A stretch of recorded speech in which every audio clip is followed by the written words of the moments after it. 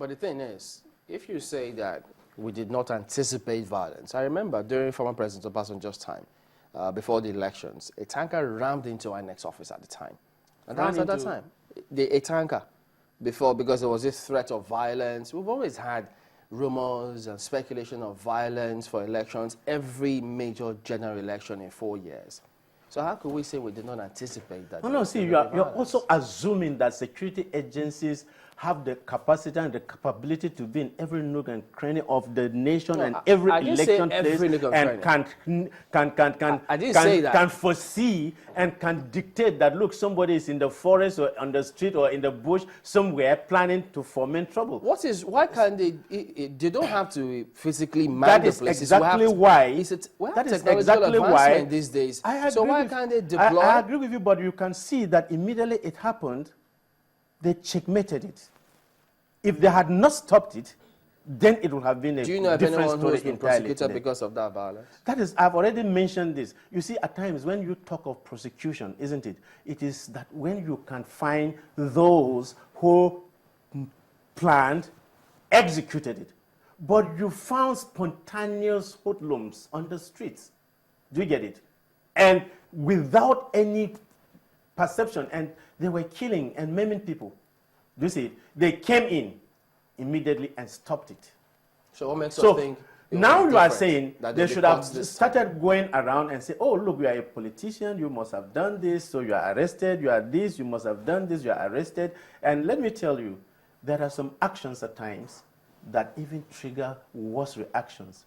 But now, the person knows the security agencies are on top of the game. They're checkmating every move of every politician, whatever you are doing. Look, I am telling you, I have had programs here, and I left and I was called. Yes, I'm not joking. Called to be praised? No, not to be praised, to be cautioned.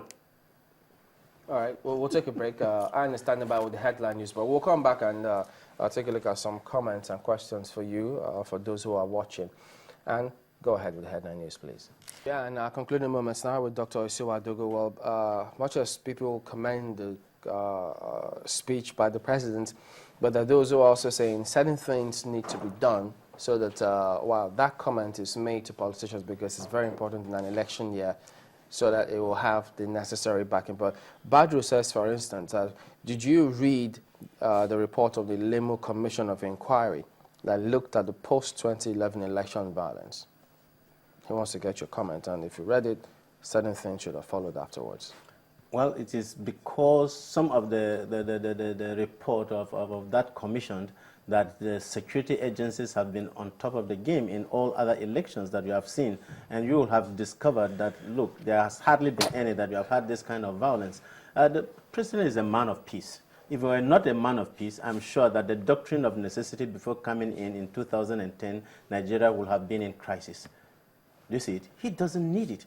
And you can see that throughout his tenure, we have not had any sort of political, did you hear of anything, any politician being persecuted in that way? You know, we want to be civil. We want to walk and do things the way it should be done. Okay, speaking about the way it should be done, because we're out of time now, there are those who have said, look, some of those who they perceive as supporters of the president have made certain statements, nothing. It appeared as though it didn't matter. But when those who appear to be on the other side make that kind of statement, and then everybody's on their guard. Why is that the case? See, because those people don't even understand who are supporters of the president. If the president should say, make an alarming statement, or the vice president should make an alarming statement, is not the same as Asare Dokubo making a statement or Edwin Clark making a statement. If Buhari makes a statement, it is not the same as any other person just in that something making a statement. So you have to differentiate. No, you have to differentiate between the kind of person that is making a statement and the value of the statement. Is the law a respecter of persons now? No. Listen to me. You have to understand what the value of a person, the status of a person, the respect, even you yourself. If I talk from heaven till morning, no newspaper is going to carry it, even though my views may be superior to those of Buhari and Jonathan. But if they cough, all of you will carry it the next day. That is what I'm trying to say. So you look at what kind of people are making statements from both divides. But and I'm not suggesting that they should even make such statements in the first place. And you will discover that when those people make, the other side, they say the same thing. When that side makes, this side says the same thing. That is Isn't this why they say that they are being selective when they talk about certain people making statements? Because if they give it this interpretation... Who is being selective here? No, if you give it this interpretation... No. Who is being selective? No, are you saying the opposition or the ruling party? If you say, yes, if a certain person makes a statement, the papers carry it. If the other person makes a statement, maybe the headlines tuck it in somewhere. So the law should apply to maybe those who are on the headlines and those who are not on the headlines. Is that what you're saying? No, that's not what I'm saying. What I'm trying to explain to you is that the status of the person determines the value of that statement. That is the truth about life. But what I'm also saying is this.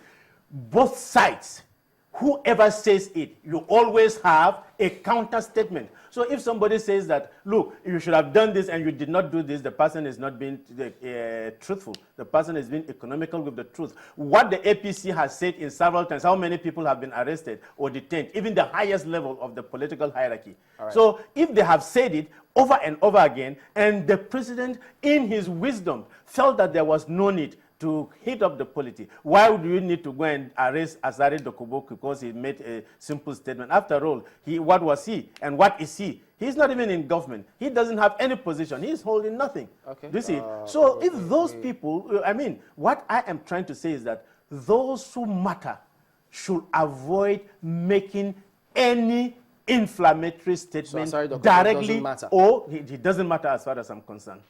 So the law will gloss over that? I'm not saying it should. That is depends on that. It depends on them, isn't it? But if a board of trustee of the PDP should make a statement that is inflammatory, I believe the law should take them.